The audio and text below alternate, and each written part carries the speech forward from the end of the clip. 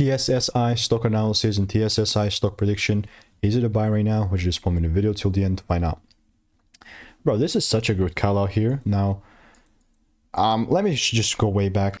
TSS. Right, this lower time frame video that was made just like 4 days ago was, I guess, like, yeah, here. This is like the 15-minute chart. 15-minute chart here, and this is the outcome of it. So that's like, that was like a good delivery. Right, very beautiful. Right here, when I called it out. And all that, I mean, it's right here, you cannot see it, but like they delivered. And then I had some sort of sketch which followed very, very like religiously, and I was not here. This is a very dumb decision. I just forgot about TSSI and just kind of did its thing. It just went without me. So with all that to say, is I'm looking to double down, buy more, and this is only going to really matter though if the price does for sure pull down and gives me some sort of a shift. And guess what? If not, if there's no sort of double break, then why the heck would I look to buy?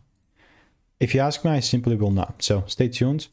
If you want to learn how I'm making 5-10K per month trading, then just click the first link in the description, get my free emails, and I'll see you in the next one.